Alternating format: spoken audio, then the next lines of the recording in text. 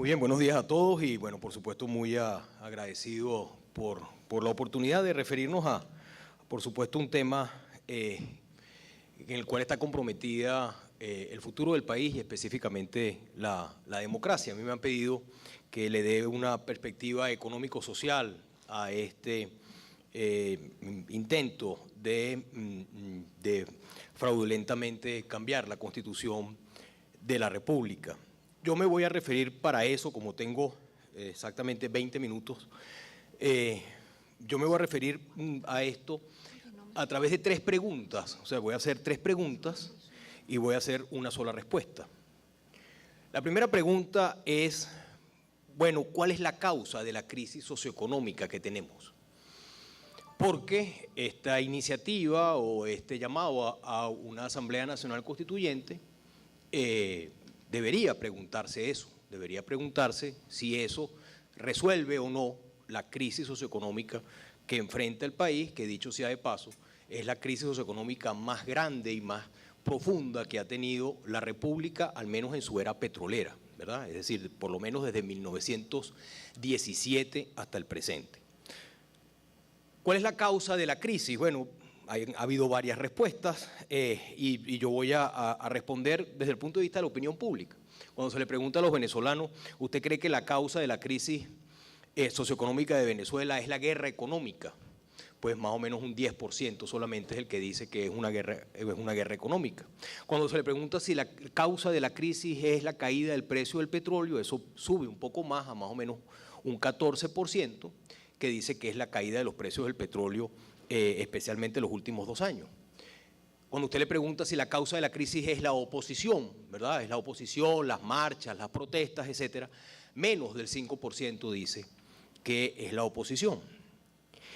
El gran responsable de la crisis para la opinión pública venezolana es el presidente Maduro y su gobierno. Es más o menos un 80%, un poquito menos, 70 y tantos % lo que dicen eso. Eso lo que quiere decir es que la causa de la crisis socioeconómica ciertamente es política, porque es producto de las políticas públicas que ha venido llevando adelante en los últimos 4 años el presente gobierno. Pero es una causa política en el ejercicio del poder, no en las reglas del juego. O sea, el problema no es, ¿verdad?, que estamos perdiendo el juego de béisbol, porque estamos, digamos, perdiendo por carreras o por strike, ¿sí? Entonces ahora vamos a cambiar las reglas y el que gana no es el que hace más carreras, sino el que gana es el que da más bases por bolas, por ejemplo. Ese no es el problema. El problema no es las reglas, el problema es que, como decían los obispos y nos recuerda el rector, el problema es que no se cumple la Constitución, y porque no se cumple esta Constitución es que tenemos estas causas. La segunda pregunta es, bueno, ¿qué habría que hacer para resolver la crisis económica? Y otra vez vamos a la opinión pública. Le preguntamos a los venezolanos, ¿usted cree que un aumento en los precios del petróleo resolverían la crisis? Pues un porcentaje más o menos cercano al 20% dice que sí. Cuando nos vamos más bien, ya no a la opinión pública, sino a lo que dicen los técnicos, bueno, en todo el futuro previsible, es decir, 2, 3 años, nadie está esperando un aumento de los precios del petróleo que pase más allá una frontera de los 60, en el mejor de los casos de $70.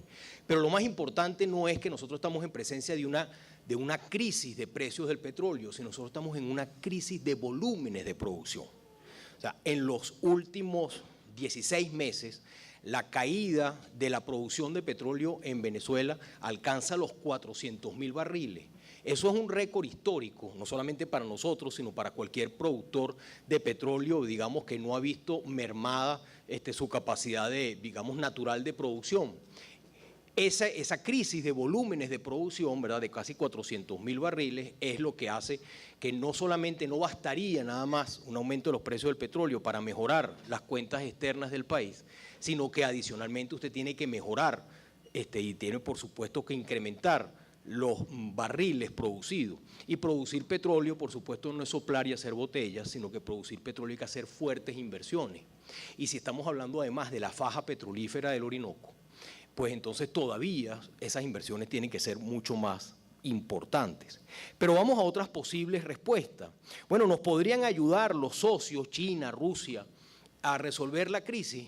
Bueno, Las sentencias 155 y 156, creo que eran esas dos, ¿verdad? Que son las que desatan esta crisis inmensa de gobernabilidad, ¿verdad? Cuando esas dos sentencias develan lo que la fiscal calificó como un rompimiento del hilo constitucional, el origen de esas dos sentencias son estos 400.000 barriles que deja de producir Venezuela. El origen de esas sentencias es económico. El origen de esas sentencias es darle atribuciones indebidas al presidente de la República, concentrando todos los poderes para que pueda establecer contratos con compañías, en este caso rusas, ¿verdad?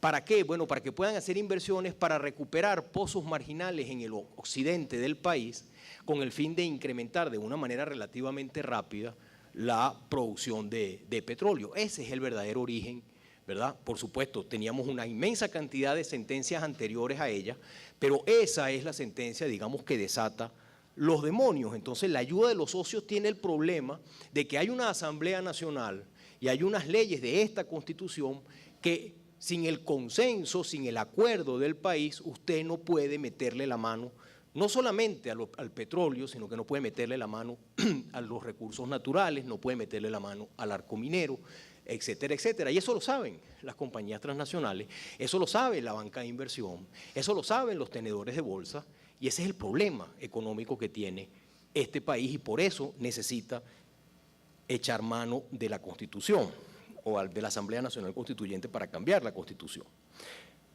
La tercera pregunta es la profundización de controles. Hay, por supuesto, una parte del país que cree que el problema económico que tenemos es que el gobierno no ha sido suficientemente radical y que más bien hay que profundizar los controles por parte del Estado. Es una discusión entre Estado y mercado que no vamos a dar, pero que en esta Constitución se permite saber cuál es el gradiente de intervención del Estado. Usted no necesita cambiar la Constitución si usted cree que hay que liberalizar la economía o, por el contrario, que usted cree que hay que estatizar aún más la economía. A usted no le hace falta cambiar la Constitución para eso. ¿Cuál es entonces lo que va a resolver la crisis? Bueno, preguntémoslo a los venezolanos. Casi 76% dice que es la salida de Maduro del poder.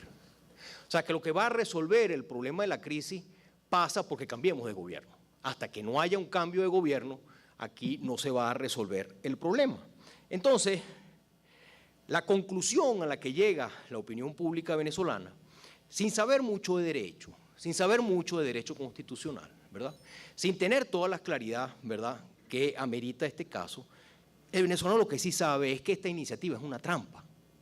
Y es una trampa para mantenerse en el poder. Cuando usted le pregunta a los venezolanos, ¿por qué usted cree que se está llamando una Asamblea Nacional Constituyente? El 72% le dice que es una trampa de Maduro para mantenerse en el poder. Y ese perpetuarse en el poder es porque evidentemente no tiene apoyo y es crear una condición un poco grotesca, y es que en un país donde que funcionaba de manera democrática y donde la mayoría era la que tenía, digamos, la razón e imponía sus decisiones, pues entonces ahora vamos a un país bizarro en donde la minoría es la que le va a imponer a la mayoría su perspectiva, su gobierno y su forma de hacer política. La tercera pregunta, ¿verdad?, es preguntarse, bueno, ¿y este gobierno puede volver o puede chantajear, no vamos a decir volver, puede chantajear al pueblo venezolano con esta Asamblea Nacional Constituyente? Prometiéndole cosas que no cumplió, pero que ahora sí va a cumplir si le dan esa potestad. ¿Cuál es el chantaje? Bueno, cuando usted ve el chantaje, por ejemplo, a los voceros, digamos, elementales que tiene el gobierno, pues entonces dice cosas así repetitivas como que las misiones se van a consagrar aún más en esta nueva Constitución o en los cambios que se hagan con la Constitución, o que se va a garantizar aún más los CLAP. Bueno, las misiones no existen. Las misiones desaparecieron hace mucho tiempo. Las misiones fueron reemplazadas por una suerte de tómbola nacional que se llama la misión vivienda, donde cada cierto tiempo, cada 3 meses, cada 4 meses, se rifan 50 viviendas, además una rifa amañada, porque usted sabe que para poder tener acceso a ese ticket es un ticket que pasa por un conjunto de alcabalas políticas, y entonces en cadena nacional o en programas especiales en un gran acto, ¿verdad?, protocolar, se entregan a los ganadores de esa rifa. Las misiones sociales fueron reducidas a una tómbola amañada, que son las misiones. El chantaje no sirve, el chantaje no va a servir para convencer al pueblo venezolano. En el mejor de los casos, el chantaje lo único para lo que va a servir es para que aproximadamente un 20% de la población, que es quienes todavía se definen a favor de este gobierno, que están más a favor del gobierno que de la oposición, pues entonces,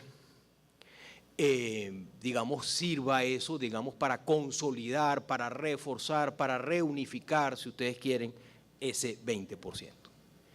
Y voy con la respuesta. Y la respuesta es lo que yo creo que todos los venezolanos nos preguntamos cada vez que vamos a un foro para discutir sobre casi que cualquier cosa en materia del país, y es qué va a pasar. Lo que yo creo que está bastante claro, y creo que también es un consenso, digamos, al menos entre especialistas de distintas áreas, es que esta iniciativa lo único que va a hacer es agravar los problemas. Y va a agravar los problemas de gobernabilidad y por lo tanto va a agravar los problemas socioeconómicos del país. O sea, con esta iniciativa, digamos, se va a espantar aún más la posibilidad de invertir, se va a espantar aún más la posibilidad de trabajar en Venezuela, se va a espantar aún más la posibilidad, digamos, de tener algún tipo de orden para tener algún tipo de cotidianidad que pueda significar algún tipo de generación de riqueza. Nosotros vamos efectivamente a un estadio de ingobernabilidad muy peligroso, que a mi juicio, y con esto termino, puede tener tres desenlaces. El primer desenlace es evidentemente que nosotros vayamos a un cierto interludio dictatorial donde desaparece la oposición. Desaparece la oposición porque es perseguida, desaparece la oposición porque es ilegalizada, desaparece la oposición porque va al exilio, ¿sí? Y bajo el intento de tratar de consolidar un proyecto social, digamos, de una suerte de verdadero chavismo sin Chávez. Es decir, una cosa diferente al madurismo. Eso es una posibilidad, yo no estoy diciendo que vaya a ocurrir, pero eso es una posibilidad. Una segunda posibilidad es lo que se conoce en la tradición latinoamericana militarista, ¿verdad?, como un golpe o una intervención de pauta moderadora. Una pauta moderadora sería algo así como ustedes se pasaron, ¿sí? Y como se pasaron, la Fuerza Armada introduce una moderación, una pauta moderadora, de ahí su nombre, y es una especie de, si ustedes quieren, de reformar e ir a una especie como de sexta república. Eso, por supuesto, como también la tradición latinoamericana dice, todo golpe de Estado, tanto en el primer escenario como en este segundo, pero me lo voy a citar para este segundo escenario, son como los embarazos. Todo el mundo sabe cómo empieza, nadie sabe cómo termina. Y por lo tanto, como nadie sabe cómo termina, más bien, ojalá nunca se invoquen, ni como pauta moderadora, ni como intento de ejercer el gobierno. La tercera creo que es la que tenemos que empujar, la tercera creo que es la que tenemos que apoyar todos los venezolanos pacifistas y todos los venezolanos civilistas y todos los venezolanos finalmente de buena voluntad, que son la inmensa mayoría. Y es tratar de abrazarnos todos a la Constitución del 99.